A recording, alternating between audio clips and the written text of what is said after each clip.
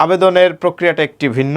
সেটা হচ্ছে অনলাইন থেকে নির্ধারিত ওয়েবসাইটে গিয়ে, যে ওয়েবসাইট আমি কিছুক্ষণ আগে বলে দিয়েছি, ওই ওয়েবসাইটে গিয়ে নির্ধারিত ফর্ম ডাউনলোড করে ওই ফর্মটি নিজ হাতে পূরণ করতে হবে এবং পূরণ করার পরে ব্যাংকে 1500 টাকা জমা দেওয়ার পর যে রসিদ প্রদান করা হবে সেই রসিদ সহ এবং ওই পূরণকৃত আবেদনপত্র জমা দিতে হবে বাংলাদেশ শিশু হাসপাতাল ইনস্টিটিউটে।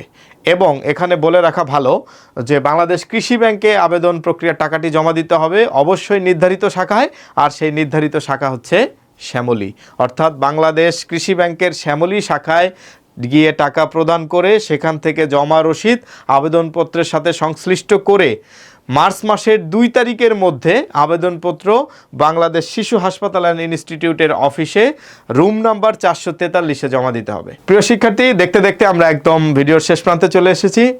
আমরা বাংলাদেশ শিশু হাসপাতাল ও ইনস্টিটিউটে ভর্তির কার্যক্রম সম্পর্কে পূর্ণাঙ্গ ভিডিও দেখলাম। আশা করি তোমরা উপকৃত হয়েছো এবং তোমরা যারা এখানে আবেদন করবে তারা আজ থেকেই গোছানোর প্রস্তুতি শুরু করো এবং তোমাদের প্রস্তুতির জন্য আমাদের নির্ধারিত, আমাদের নিজস্ব প্রকাশিত যে সাসের যে গাইডটি রয়েছে সেই গাইডটি তোমরা সংগ্রহ করতে পারো এবং গাইডটি সংগ্রহ করার জন্য হোয়াটসঅ্যাপের যে নির্ধারিত নম্বরটি রয়েছে সেই নম্বরে যোগাযোগ করে গাইডটি সংগ্রহ করে তোমার প্রস্তুতিকে পূর্ণাঙ্গ করো।